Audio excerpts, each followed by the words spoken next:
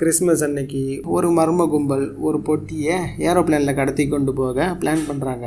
அதுக்கு ஏர்போர்ட்டில் வேலை செய்கிறவங்களே ஹெல்ப்பும் பண்ண வேண்டியதாக போகுது. அந்த பொட்டிக்குள்ளே அப்படி என்ன இருக்குது, அந்த மர்ம கும்பல் யார், அவங்களோட நோக்கம் என்ன, எல்லாத்தையும் படம் பார்த்து தெரிஞ்சுக்கலாம். படத்தோட ஆரம்பத்தில் இந்த தொப்பிக்காரன் நிறைய பணத்தை கொண்டு வந்து இந்த குண்டங்கிட்ட கொடுக்க அதை எண்ணி பார்த்துட்டு நோவிச்சக்கு வண்டியோட டிக்கியில் இருக்குன்னு சொல்கிறான். தொப்பி பணத்து மேலே விஷம் தடவி கொண்டு வந்திருப்பான். அதை தொட்டதால் குண்டை ரத்தம் கக்கி செத்து போக அவன் மேலே பெட்ரோல் ஊற்றி கொளுத்த மொத்த இடமும் பற்றிக்குது. தொப்பிக்காரன் இந்த பொட்டியை தான் ஏரோப்ளேனில் கடத்தி கொண்டு போகணும். இவன் தான் நம்ம படத்தோட ஹீரோ கோப்பக்கு. இவனோட கேர்ள் ஃப்ரெண்டு நோரா ப்ரெக்னெண்ட்டாக இருக்கிறதா சொல்கிறான்.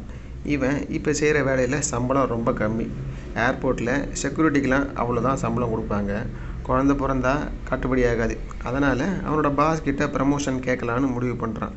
இவனுக்கு போலீஸ் ஆகணும்னு தான் ஆசை, அவங்க அப்பா மாதிரி. ஆனால் எக்ஸாமில் ஃபெயில் ஆகிட்டான். அதனால் சும்மா இருக்கிறதுக்கு பதிலாக நோரா கூட ஏர்போர்ட்டில் வேலை செய்யலான்னு இந்த வேலையில் ஜாயின் பண்ணிட்டான்.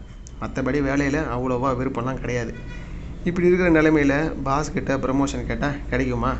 ஃபஸ்ட்டு வேலையை கற்றுக்க, அப்புறம் மற்றதை பற்றி பேசலான்னு அவர் சொல்ல, வேலையெல்லாம் செய்ய தெரியும், ஒரே ஒரு தடவை வாய்ப்பு கொடுங்கன்னு கெஞ்ச எந்த வேலையும் வேறு ஃப்ரீயாக இல்லை. வாய்ப்பு தானே சார் கேட்குறான், என் வேலையை செய்யட்டுன்னு இவனோட ஃப்ரெண்டு கருப்பன் சப்போர்ட் பண்ண பாஸும் சம்மதம் சொல்கிறாரு. கருப்பனுக்கு பதிலாக ஸ்கேனிங் வேலையை இவன் செய்ய ஆரம்பிக்கிறான். ஆனால் என்ன பிரச்சனைனா, தொப்பிக்காரன் கருப்பனோட ஃபேமிலியை பிடிச்சி வச்சுக்கிட்டு அவனை மிரட்டி பொட்டியை உள்ளே கொண்டு போகலான்னு பிளான் பண்ணி வச்சுருப்பான். ஏர்போர்ட்டுக்கு எதிரில் டெடின்னு பேர் வச்ச வேன் ஒன்றுத்த கண்ணாடிக்காரன் ஒருத்தன் பார்க் பண்ணுறான். வேனுக்குள்ளே ஒரு ஆளை காட்டி போட்டு வச்சுருப்பாங்க. கண்ணாடி ஏர்போர்ட் நெட்வொர்க்கை ஹேக் பண்ண எல்லா கேமராவும் மானிட்டரில் தெரியுது. பேகு ஸ்கேன் பண்ணுற சீட்டில் கோப்பக்கை பார்த்ததும் வேறு ஆள் இருக்கான்னு தொப்பிக்காரனுக்கு அவன் தகவலை சொல்ல, கோப்பக்கோட அட்ரஸை கண்டுபிடிச்சி வீட்டுக்கு ஆள் அனுப்ப சொல்கிறான். ஐடி கார்டுக்கு ஜூம் போய் அட்ரஸை கண்டுபிடிச்சி வீட்டுக்கு ஆள் அனுப்புகிறாங்க. வீட்டில் யாரும் இல்லைனாலும் அவனோட கேர்ள் ஃப்ரெண்டு யார், எங்கே வேலை பார்க்குறா, அவள் ப்ரெக்னெண்ட்டாக இருக்கிற வரைக்கும் எல்லாத்தையும் தெரிஞ்சுக்கிறாங்க. இந்த பொம்பளை இது என்னோடது கிடையாதுங்க, என்னோடய ட்ரேல இருந்துச்சுன்னு ப்ளூடூத் ஹெட்செட்டை கொடுக்க கையில் வாங்கினதும் காதில் மாட்டுன்னு ஃபோனுக்கு மெசேஜ் வருது. காதில் மாட்ட தொப்பிக்காரன் பேசுகிறான். தம்பி, நான் சொல்கிறத செஞ்சால் எந்த பிரச்சனையும் இல்லாமல் நீ வீட்டுக்கு போகலான்னு சொல்ல, ஃப்ரெண்டு தான் யாரோ கலாய்க்கிறாங்கன்னு அவங்க பேரெல்லாம் சொல்ல, அவங்க யார் யார் எங்கெங்கே என்னென்ன செஞ்சுக்கிட்டு இருக்காங்கன்னு புட்டு வைக்க பயத்தில் இவன் போலீஸுக்கு கால் பண்ணுறான். இவனை தான் கேமராவில் பார்த்துட்ருக்காங்களே, ஃபோனை கட் பண்ணிடான்னு சொன்னால் கட் பண்ண மாட்டான். இதே ஏர்போர்ட்டில் வேலை செஞ்சுக்கிட்டு இருக்க உன்னோட கேர்ள் ஃப்ரெண்டை சுட்டு தள்ளட்டுமா, அவள் தலை மேலே என் ஆள் குறி வச்சிருக்கான்னு சொல்ல காலை கட் பண்ணுறான். ஃபோன் உன் கையில் இருந்தால் பிரச்சனை, அதனால் பக்கத்தில் இருக்க லாக்கரில் ஃபோனை வைக்க சொல்கிறான். இந்த அம்மா போலீஸு. தொப்பிக்காரன் போட்டு தள்ளின ஆள் ரஷ்யாவை சேர்ந்த கடத்தல்காரன். எரிஞ்சு போனதில் அவன் கையில் கட்டியிருந்த வாட்ச் மட்டும்தான் மிச்சம் மீதி இருக்கும்.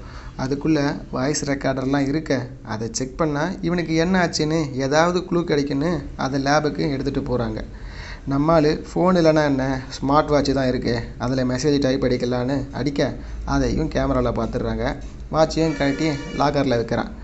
நம்மளை கேமராவில் தான் பார்த்துட்ருக்காங்கன்னு கோப்பக்கு தெரிஞ்சுக்கிறான். குண்டூரோட வாட்சி எரிஞ்சு போனதால் ஆடியோவை முழுசாக ரெக்கவர் பண்ண முடியலை. நோவிச்சக்குங்கிற வார்த்தை மட்டும்தான் கேட்குது, மற்றதெல்லாம் ஒரே இறைச்சலாக இருக்குது. நோவிச்சக்குனா என்னன்னு இவங்களுக்கு தெரியலை. தொப்பி கோப்பக்காண்ட இன்னும் கொஞ்சம் நேரத்தில் என் ஆள் பொட்டியோட வருவான், அவனை கிளியர் பண்ணி விட்டால் போதும், அதுக்கப்புறம் நீ யாரோ நான் யாரோன்னு சொல்ல பேக்ரவுண்டில் ஏர்போர்ட்டு அனௌன்ஸ்மெண்ட்டு சவுண்டெல்லாம் கேட்குது. தொப்பி ஏர்போர்ட் உள்ளே தான் இருக்கான். சுற்றி முற்றி யார் யாரெல்லாம் ஃபோன் பேசிகிட்டு இருக்காங்கன்னு கோப்பக்கு நோட்டம் விட, தொப்பிக்காரன் பக்கத்தில் ஒரு பொம்பளை பிளேட்டை கீழே போட்டுடும். அந்த சத்தம் எக்கோ அடிக்குது. முன்னால் இருக்க கடையாண்ட தான் தொப்பி திரும்பி உக்காந்துட்ருக்கான். உடனே நம்மால் செக்யூரிட்டி தாத்தாவை கூப்பிட்டு பேப்பரில் ஏதோ எழுதி கொடுக்க அவர் அதை படித்து பார்த்துட்டு வேகமாக போகிறாரு. இங்கே திரும்பி பார்த்தா தொப்பிக்காரனை சீட்டில் காணோம். செக்யூரிட்டி தாத்தா எதிரில் வந்து அவரை உரசிட்டு போகிறான். கொஞ்ச நேரத்திலேயே அவர் மயங்கி கீழே விழ அவருக்கு ஹெல்ப் பண்ணுற மாதிரியே கோப்பக்கு கொடுத்த சீட்டை எடுத்து வச்சுக்கிறான். தாத்தா ஹார்ட் அட்டாக் வந்து செத்து போயிட்டு தான் சொல்கிறாங்க. ஆனால் கோப்பக்கு மட்டும்தான் தெரியும் அது கொலைன்னு. யாரை ஹெல்ப்புக்கு கூப்பிட்டாலும் அவங்களுக்கு இதான் நடக்கும். 10 நிமிஷத்தில் சகப்பு தொப்பி போட்டுக்கிட்டு என் ஆள் போட்டியோட வருவான். ஏதாவது சிலுமிசம் பண்ண அடுத்தது நோராதான்னு மிரட்ட சீட்டுக்கு போனால் அங்கே கருப்பை ஸ்கேனிங் பண்ணிகிட்டு இருக்கான். என்னடான்னு கேட்டால் பாஸ் இவனையே ஸ்கேன் பண்ண சொல்லிட்டதா சொல்கிறான். என்ன பண்ணுவே தெரியாது, நீ சீட்டில் இருக்கணுன்னு தொப்பிக்காரன் கோப்பக்க மிரட்டுறான். பாஸ்கிட்ட போய் கேட்டால் கிறிஸ்மஸ் வேறு கூட்டம் அதிகமாக இருக்குது, தாத்தா வேறு செத்து போயிட்டாரு, நீ செக்யூரிட்டி வேலையை பாரு, இன்னொரு நாளைக்கு பார்த்துக்கலான்னு அவர் சொல்கிறாரு. எப்படியாவது இவன் சீட்டில் உட்காந்தே ஆகணும். அதனால் கோப்பக்கு ஒயின் ஷாப்புக்குள்ளே திருட்டுத்தனமாக பின்பக்கமாக உள்ளே போகிறான். 2 சரக்கு பாட்டில் ஆட்டையை போட்டு அதை காஃபி கப்பில் ஊற்ற அது பார்க்குறதுக்கு பிளாக் காஃபி மாதிரியே இருக்குது. ஃப்ரெண்டுக்கிட்ட பேச்சு கொடுக்குற மாதிரியே நைஸாக அவனோட கப்புக்கு பதிலாக இதை மாற்றி வைக்க தொப்பிக்காரன் இவங்க பாஸ்கிட்ட போய் உங்களால் என்ன டியூட்டியில் இருக்கும்போதே குடிச்சிட்டு இருக்கான்னு கம்ப்ளைண்ட் பண்ண பாஸ் வந்து சரக்கை மோந்து பார்த்துட்டு அவனை வீட்டுக்கு போக சொல்லிடுறாரு. அவனோட வேலை போச்சு. அவன் முறைச்சிக்கிட்டே வெளியே போகிறான். இப்போது அங்கே வேலை செய்ய ஆள் வேணும். அதனால் கோப்பக்கையே அவனுக்கு பதிலாக மறுபடியும் ஸ்கேனிங் பண்ண சொல்கிறாரு. சகப்பு தொப்பி பொட்டியை ட்ரேல வைக்கிறான். ஸ்கேனிங் மிஷினுக்குள்ளே பொட்டி போகுது. இங்கே இந்தம்மா நோவிச்செக்குனா என்னன்னு கூகுளில் சர்ச் பண்ணி பார்க்குது. அது ரஷ்யாவில் கண்டுபிடிச்ச விஷவாயுவான். அதை சுவாசித்தா உடலுறுப்பு எல்லாம் உருகி ரத்தம் கக்கி சாக வேண்டியது தானா. இந்தம்மா ஹோம்லேண்டு போலீஸுக்கு கால் பண்ணி பெரிய பிரச்சனைன்னு சொல்லுது. ஹோம்லேண்டு போலீஸ்னால் நம்ம ஊர் என்ஐஏ மாதிரி. இங்கே ஏர்போர்ட்டில் பொட்டிக்குள்ளே டேஞ்சரான பொருள் இருக்குதுன்னு மிஷின் வந்து சொல்லுது. ஆனால் கோப்பைக்கு பொட்டியை அப்படியே போக விட்டுறான். சகப்பு தொப்பி டிக்கெட்டை ட்ரெயிலையே மறந்து விட்டுட்டு போக அவனை கூப்பிட்டு எடுத்து கொடுக்குறான். தப்பு பண்ணதால் பயத்தில் வாந்தி வர மாதிரி இருக்குது. ரெஸ்ட் ரூமுக்கு போகிறான். அங்கே போய் எதுவும் வேலையை பார்த்துட போகிறான்னு தொப்பி அவனை தேடி அங்கேயும் போகிறான். அதான் பொட்டியை கிளியர் பண்ணிட்டேன்ல, என்னையை விட்டுடுன்னு கெஞ்ச பொட்டி ஏரோப்ளேனில் ஏறணும், ஏரோப்ளேன் டேக் ஆஃப் ஆகணும், அது வரைக்கும் விட மாட்டானான். நம்ம போலீஸ் அம்மாவை தேடி ஹோம்லேண்ட் ஆஃபீஸர் வராரு. என்னம்மா பிரச்சனை, என்னத்தம்மா கண்டுபிடிச்சிருக்குன்னு கேட்க குண்டன் சேர்த்தது நோவிச்செக்குங்கிற வார்த்தை வாய்ஸ் ரெக்கார்டில் இருந்ததெல்லாம் சொல்ல, அட என்னம்மா இதெல்லாம் பத்தாது, கம்ப்ளைண்ட்டை வாபஸ் பண்ணுமான்னு அவர் சொல்கிறாரு. இந்த அம்மாவோட மேல் அதிகாரி வேற ஏற்கனவே என்னை கேட்காம எதுக்கு கம்ப்ளைண்ட் ரைஸ் பண்ணுன்னு திட்டிருப்பார். அவசரப்பட்டுட்டோமோன்னு இந்த அம்மா யோசிக்க அவங்களோட அசிஸ்டண்ட்டு கூப்பிட்டு ஏர்போர்ட்டில் இருந்து கோப்பேக்குன்னு ஒருத்தன் நமக்கு கால் பண்ணி கட் பண்ணிட்டான். நம்ம ஆளுங்க திரும்ப கால் பண்ணால் எடுக்க மாட்டான். கொஞ்ச நேரத்துக்கு முன்னால் அவன் கூட வேலை செய்கிற ஆள் ஒருத்தன் ஹார்ட் அட்டாக்ல செத்து போயிட்டு தான் சொல்கிறாங்கன்னு சொல்ல இந்த அம்மாவுக்கு சந்தேகமாக இருக்குது. எதுக்கும் ரேண்டமாக பேக்கை செக் பண்ண சொல்லி ஏர்போர்ட் அத்தாரிட்டிக்கு தகவலை கொடுத்துட்டு நான் அவன் எதுக்கு கால் பண்ணான்னு தெரிஞ்சுக்க நேராக ஏர்போர்ட்டுக்கே போகிறேன்னு கிளம்ப ஹோம்லேண்ட் ஆஃபீஸரும் கூடவே போகிறாரு. ரேண்டம் பேக் செக்குனா ஏற்கனவே ஸ்கேனரில் செக் பண்ணி உள்ளே வந்த ஆளுங்களோட பேக்கை திரும்ப செக் பண்ணணும். குறிப்பாக திறந்து கண்ணால் பார்க்கணும். கம்ப்யூட்ரு ரேண்டமாக 50 பேசஞ்சரோட பேர் யார் யார் அவங்கள செக் பண்ணணும்னு லிஸ்ட்டை போடுது. கோப்பைக்கு அந்த லிஸ்ட்டில் பாஸ் செக் பண்ண வேண்டிய ஆளுக்கு பதிலாக சகப்பு தொப்பியோட பேரை மாற்றி விட்டுருவான். ட்ரெயில இருந்து டிக்கெட் எடுத்து கொடுக்கும்போது அவனோட பேரை பார்த்துருப்பான். பாஸு சகப்பு தொப்பியை செக் பண்ணுறதுக்காக கூட்டிகிட்டு போக ஏன்டா எங்கள் ஆளை அவன் கூட்டிகிட்டு போகிறான்னு கோப்பைக்க தொப்பிக்காரன் கேட்க எனக்கு தெரியாது, நான் எதுவும் பண்ணலைன்னு இவங்ககிட்ட இருந்து எஸ்கேப் ஆகி நோராவை தேடி போகிறான். தொப்பி கண்ணாடிக்காரங்கிட்ட கோப்பைக்கு வெளியே போகக்கூடாது, அவனை தடுத்து நிறுத்துன்னு சொல்கிறான். நோராவை கூட்டிக்கிட்டு கோப்பைக்கு வெளியே வர அவள் தலை மேலே துப்பாக்கி குறி தெரியுது. கண்ணாடிக்காரன் வேன்லேருந்து எய்ம் பண்ணிட்டு இருக்கான். அவளை அங்கேயே விட்டுட்டு திரும்ப உள்ள வாடான்னு தொப்பிக்காரன் சொல்ல உள்ளே போனதும் சரியான அடி போட்டு பொழந்து எடுக்கிறான். அடி வாங்கும்போது கோப்பைக்கு நைஸா தொப்பியோட துப்பாக்கியை உருவி எடுத்துடுறான். கண்ணாடிக்காரனை தூரமாக எங்கேயாவது போக சொல்லுன்னு அவனுக்கு கால் பண்ண சொல்லி மிரட்டுறான். ஆனால் தொப்பி ஃபோனை வெளியே எடுத்து அவனுக்கு கால் பண்ணுறதுக்கு பதிலாக பாமை ஆன் பண்ணி விட்டுறான். இன்னும் 10 நிமிஷத்தில் பாம் வெடிக்கும். எங்கன்னா ஏரோப்ளேனில் வெடிச்சிருந்தா கூட 300 பேரோட முடிஞ்சிருக்கும். உன்னால் இப்போது இங்கே வெடிக்க போகுது. ஏர்போர்ட்டில் 5000 பேர் இருப்பாங்க. எப்படி பார்த்தாலும் என்னோடய பிளான் சக்ஸஸ் தான்னு சொல்ல பாமை ஆஃப் பண்ணிடான்னு துப்பாக்கியை காட்டி மிரட்ட தம்பி ஃபோனில் ஆஃப் பண்ண முடியாதுப்பா, பாம்பில் தான் அதுக்கான சுவிட்ச் இருக்குன்னு சொல்ல கோப்பைக்கு துப்பாக்கியை திரும்ப கொடுத்துட்டு தயவு செஞ்சு ஆஃப் பண்ணுன்னு சொல்ல துப்பாக்கியை நீயே வச்சுக்க, நீ தானப்பா இதுக்கெல்லாம் காரணம், நீ தான் ஆஃப் பண்ணணும், பாம் பக்கத்தில் போ, என்ன பண்ணணும்னு சொல்கிறோன்னு சொல்ல கோப்பைக்கு பாமை தேடி போகிறான். கதவை திறந்துக்கிட்டு உள்ளே போக பாஸை சுட்டுடுன்னு தொப்பி சொல்ல கோப்பைக்கு சுடாமல் அப்படியே நிற்க சகப்பு தொப்பி டக்குன்னு பேனாவால் பாஸோட கழுத்தில் குத்த ரத்தம் போய் பாஸு செத்து போகிறாரு.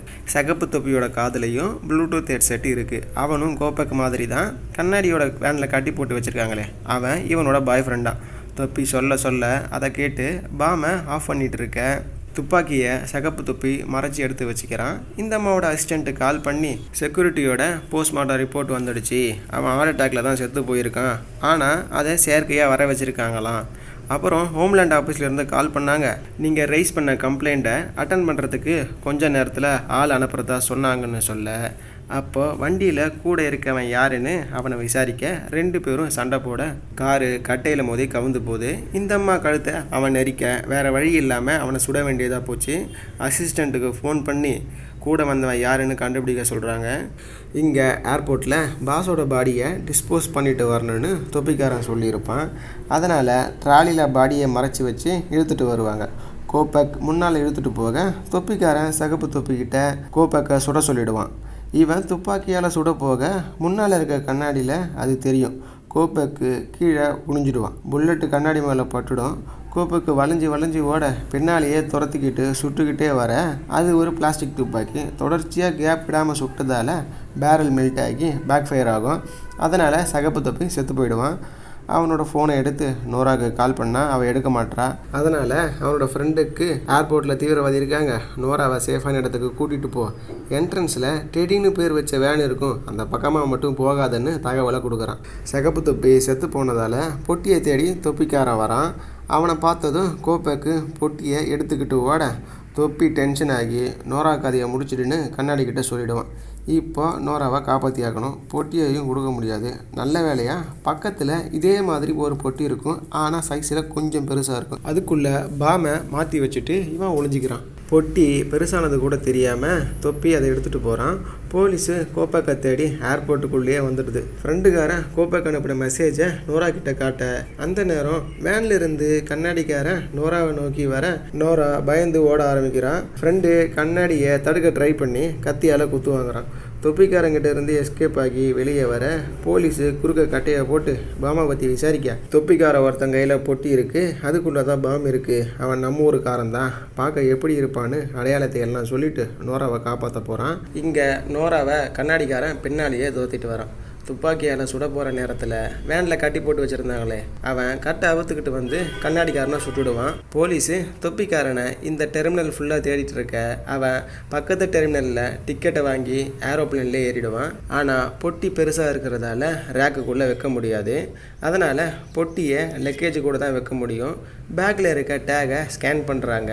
இங்கே கோபக்கு அந்த டேகில் இருக்க நம்பரை கம்ப்யூட்டரில் செக் பண்ண எந்த ஃப்ளைட்டில் பொட்டி இருக்குன்னு தெரிஞ்சுக்கிறான். நோரா ஃப்ளைட்டை தடுத்து நிறுத்தலான்னு சொல்ல நிறுத்தினா தொப்பிக்காரன் பாமை ஆன் பண்ணிவிடுவான். அவனுக்கு தெரியாமல் தான் ஏதாவது பண்ணணும். அந்த போலீஸ் அம்மா இது தெரியாமல் ஸ்டாப் பண்ணிட போகுது, அவங்கக்கிட்ட போய் சொல்லுன்னு நோராவை அனுப்பி விடுறான். இங்கே இந்த அம்மாவோட அசிஸ்டண்ட்டு கால் பண்ணி காரில் கூட வந்தானே அவன் எக்ஸ் மிலிட்ரி ஆயுத வியாபாரியோட தொடர்பு இருக்கிறதால அவனை வேலையை விட்டு தூக்கிட்டாங்க, இப்போ கூலிப்படையாக இருக்கான்னு சொல்கிறான். கூலிப்படைனா இவங்க இந்த வேலையை காசுக்காக தான் செய்யணும், இவங்களோட நோக்கம் என்னவா இருக்குன்னு தெரியலை. அதனால் இந்த அம்மா பேசஞ்சர் லிஸ்ட் எல்லாத்தையும் செக் பண்ணால் அமைச்சர் ஒருத்தவங்க இன்றைக்கி ட்ராவல் பண்ணுறாங்க. அவங்க நாட்டோட பாதுகாப்புக்காக ஆயுதம் நிறைய வாங்கணும், அதுக்கான நிதியை கம்மி பண்ணக்கூடாதுன்னு சட்டசபையில் சண்டை போட்டுட்ருக்காங்க. நிதி கம்மியாச்சுன்னா ஆயுதம் கம்மியாக வாங்குவாங்க. அதனால் ஆயுத வியாபாரியோட பிஸ்னஸ் தான் பாதிக்கும். இவனுங்க கூட கூலிப்படைக்கு வேறு லிங்க் இருக்குது. இந்தம்மா போகிற பிளேனில் தான் இவனுங்க பாம்பு வைக்க வாய்ப்பு இருக்குன்னு அந்த பிளேனை நிறுத்த முடிவு பண்ணுறாங்க. அதுக்கு ஏற்ற மாதிரி எதர்ச்சியாக தொப்பிக்காரனும் அமைச்சர் போகிற ஃப்ளைட்டில் தான் ஏறி இருப்பான். இப்போ பாம்பு வெடித்தா நாடே கொந்தளிக்கும். அமைச்சர் வேறு உள்ளே இருக்காங்க. அவ்வளவுதான்.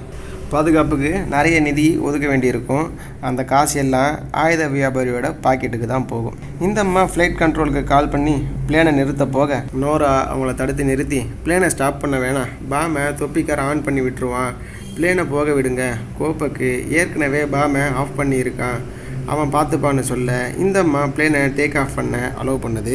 பிளேன் டேக் ஆஃப் ஆகுது. கோபக்கு பொட்டியை திறந்து பாமை வெளியே எடுக்க தொப்பிக்காரன் ஃபோனுக்கு நோட்டிஃபிகேஷன் வருது, பாமை திறந்துருக்காங்கன்னு. கார்கோ பேக்குள்ள தொப்பிக்காரன் இறங்கி வரான். கோபக்கை துப்பாக்கியால் சுட குண்டு அவன் மேலே படுது. பக்கத்தில் இருக்க ஃப்ரீசருக்குள்ளே பாமை வச்சு கதவை மூடிட்டு ஓரமாக சாஞ்சி உட்கார அதுக்குள்ளே வச்சா பாமை நமத்து கெட்டு போயிடுமான்னு நக்கலாக பேசிக்கிட்டு கதவை திறந்து பாமை தொப்பிக்காரன் எடுக்கிறான். பொட்டியை திறந்து பார்க்க அதுக்குள்ளே லிக்விட் இல்லை. டக்குன்னு கோபக்கு இவனை ஃப்ரீசருக்குள்ளே தள்ளி விட்டு லிக்விடையும் உள்ளே போட்டு கதவை சாத்தி அழுத்தி பிடிச்சிக்கிறான். பாட்டில் உடஞ்சி கேஸ் லீக் ஆகுது. தொப்பிக்காரன் அதை சுவாசித்து செத்து போகிறான். மற்றவங்க யாரும் எந்த சேதாரமும் இல்லாமல் தப்பிச்சிடுறாங்க. போலீஸ் அம்மா ரெக்கமெண்ட் பண்ண கோப்புக்கு அவன் ஆசைப்பட்ட போலீஸ் வேலையில் ஜாயின் பண்ணுறான். அவ்வளோதான், படம் முடிஞ்சுது. வீடியோவுக்கு லைக் போடுங்க, சேனலுக்கு சப்ஸ்கிரைப் பண்ணுங்கள். நெக்ஸ்ட் வீடியோவில் பார்க்கலாம். தேங்க்யூ.